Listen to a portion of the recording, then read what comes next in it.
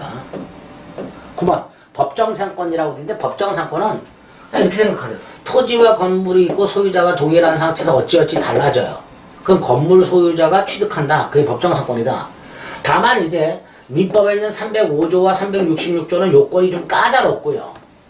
관습법이 인정하는 것은 판례가 거지같이 많아요.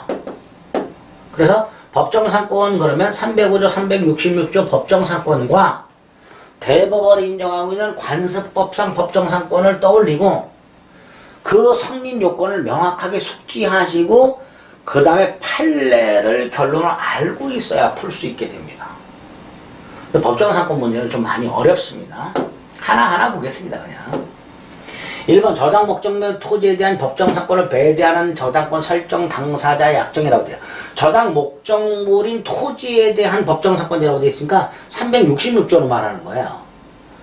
토지가 있고 건물이 있고 소유자가 동일한 상태에서 토지의 저당권이 설정되고 이게 실행이 돼서 토지와 건물의 소유자가 달라지게 됐을 때 건물 소유자가 취득하는 게 366조 법정상권인데요. 305조 법정상권이나 366조 법정상권은 강행규정입니다.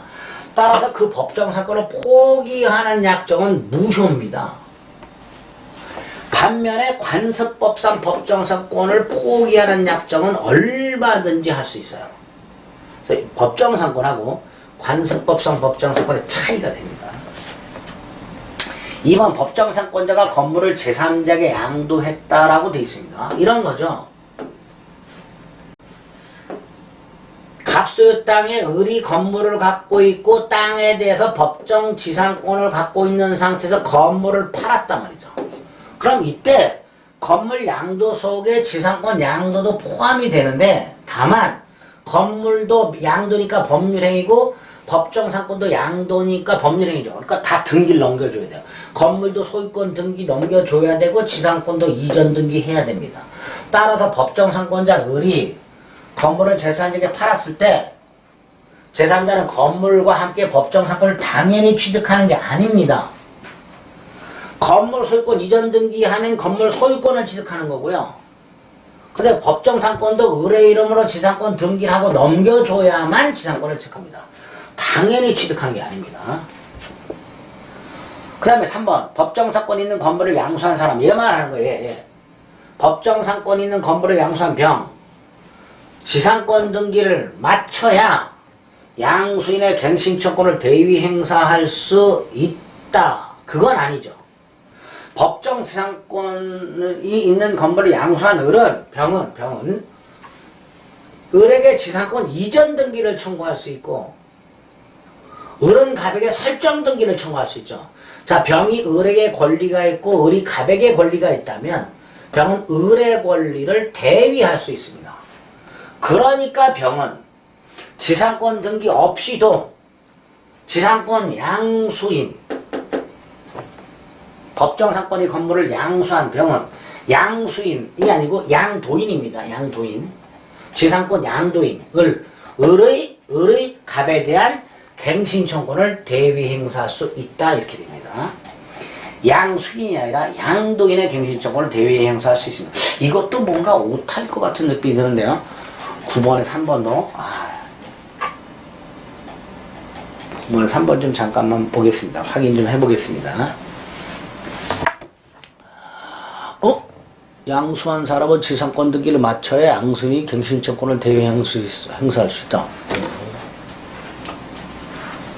법정상권이 있는 건물을 양수한 병 지상권 등기를 마쳐야 양수인의 지상권 갱신청권 양수인의 지상권 갱신청권이라는 게 뭘까요?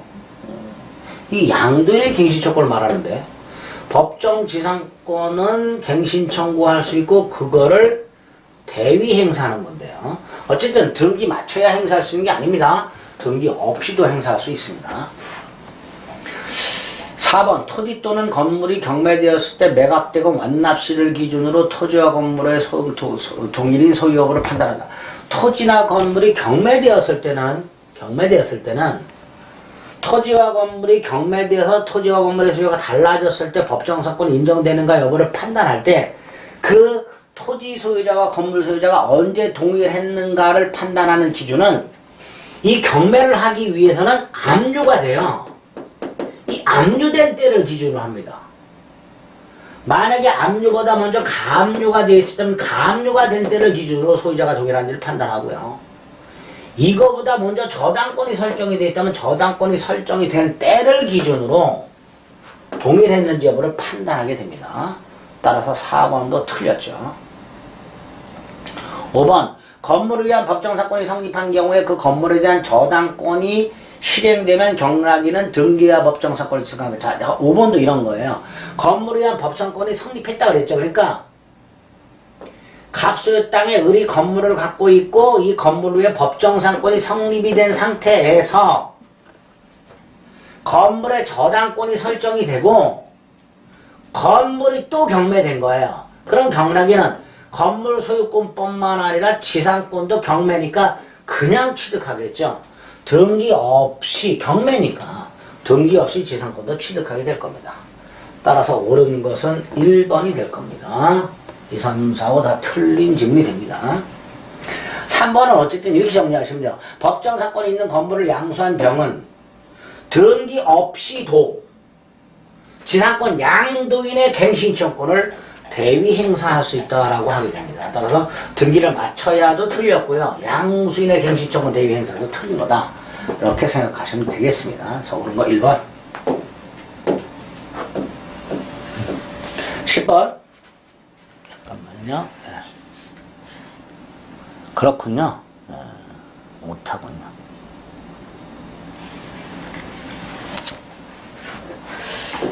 이거는 기출문제집에 오타가 있는 거네요. 아, 참 스트레스 받아. 원래 기출은 여기 양도인이라고 되어 있습니다. 근데 이게 양도인이 됐든 양수인이 됐든 상관없습니다. 등기 맞춰야 행사할 수 있다가 아닙니다. 등기 없이도 행사할 수 있다요. 그렇게 생각하시면 돼요. 원 기출에는 양도인이라고 되어 있습니다.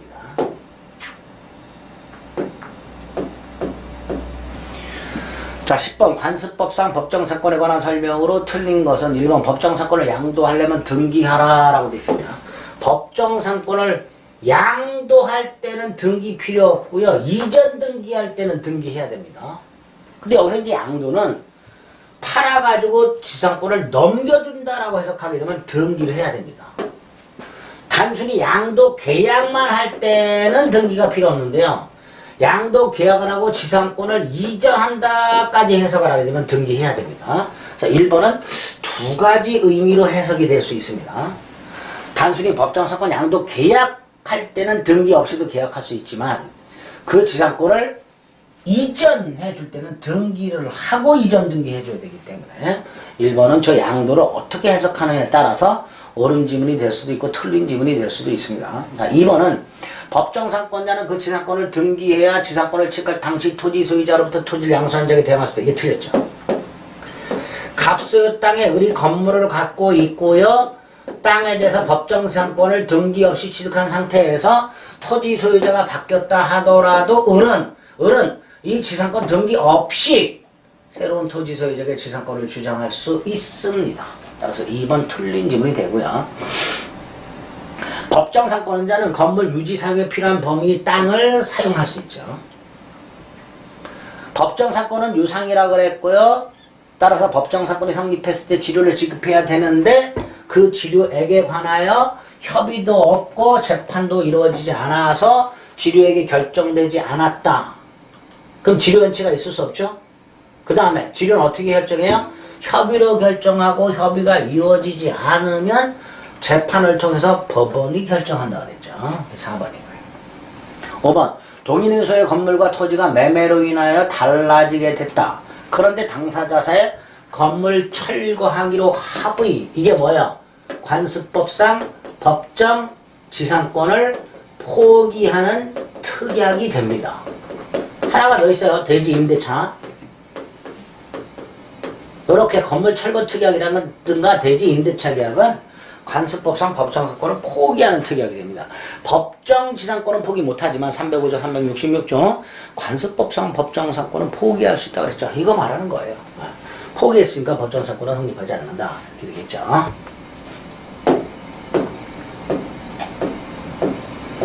11번 갑은 자신의 토지와 건물 중 이렇게 문제가 나오면요 웬만하면 이제 시간 남을 때 풀어야 됩니다. 바로 풀지 마시고 건너뛰었다가 시간 남을 때 푸세요. 갑은 자신의 토지와 건물 중 건물만 을에게 팔았습니다. 갑소유 땅, 갑소유 건물이 있는데요.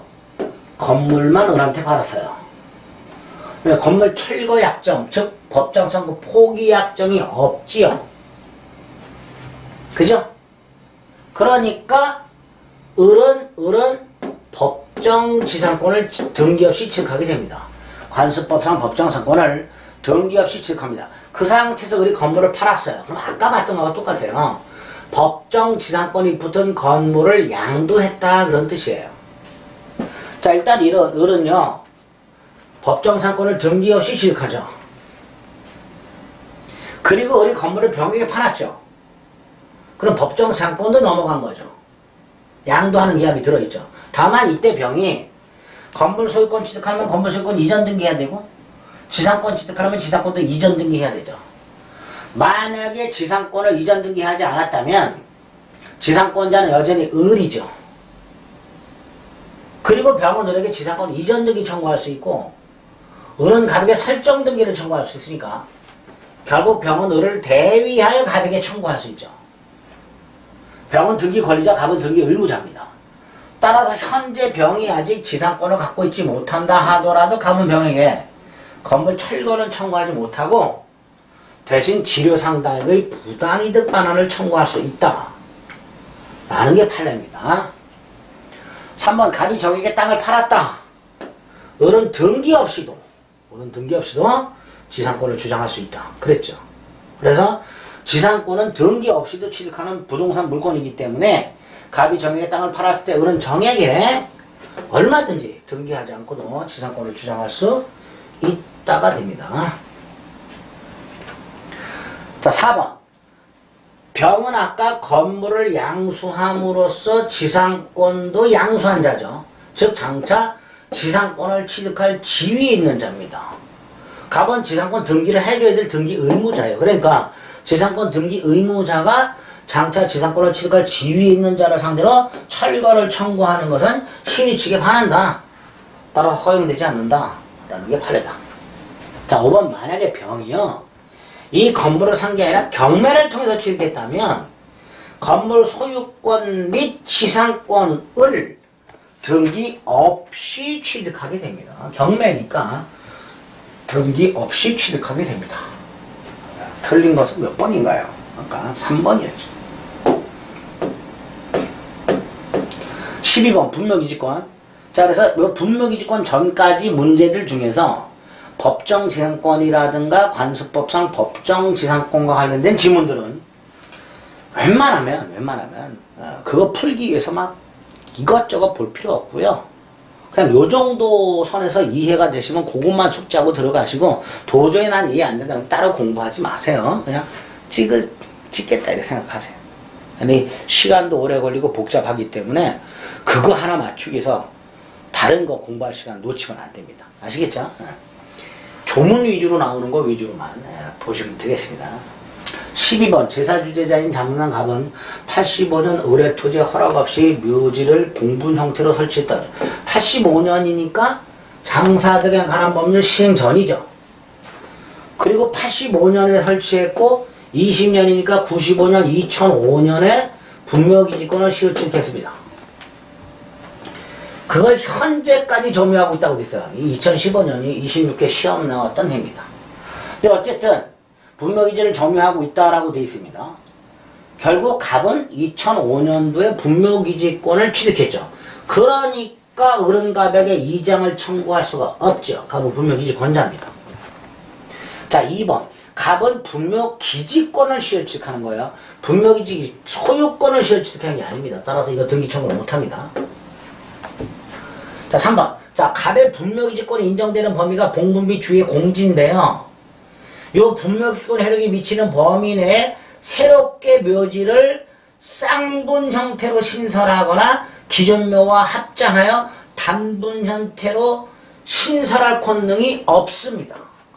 새로운 묘지를 쌍번이든 단번이든 신설할 권능은 없게 됩니다.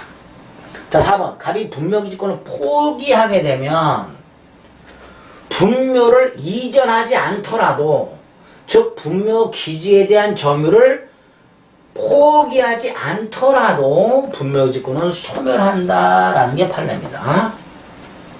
자, 5번. 최근 바뀐 판례라고 그랬죠. 분묘기지권을 시효 취득하게 되면 지료를 지급할 의무가 있다. 언제부터? 의리지료를 청구한 때부터 그 지료를 지급할 의무가 있다. 이렇게 됩니다. 그래서 최근의 판례대로 하게 되면 옳은 것은 4번 이렇게 되겠죠. 끝났네요. 그래서 지상권과 관련된 질문들을 좀 살펴봤는데 12문제 나왔잖아요. 그죠? 양은 굉장히 많고 특히 법정상권과 관습법상 법정상권에 대한 판례가 굉장히 많습니다. 그래서 각종 교재들이 판례를 잔뜩 써놨어요. 뭐 이럴 때는 법정상권 인정된다 안 된다. 그래 아까 봤던 무슨 사례 형태를 대비해갖고 막 따로 정리. 그거 일일이 물론 이제 한 번 이해해서 머릿속에 완벽하게 넣어두면 어떤 식으로 문제가 나오더라도 두렵지는 않겠지만 그거 투자하고 있는 시간에 지역권 한 번 더 보는 게 나아요. 그러니까 법정상권이나 관습법상 법정상권에 관련된 판례들은 공부하실 때 너무 스트레스 받지 마시고요. 여기 기출에 나왔던 것들 위주로만 정리해 주시면 되겠습니다. 아시겠죠? 기본이든 지상권의 기본에 대한 조문 위주로만 공부를 해달라. 이런 말씀을 다시 한번 드리겠습니다. 지상권은 이렇게 하고요. 지역권은 시간을 달리해서 다음 시간에 살펴보겠습니다. 수고하셨습니다.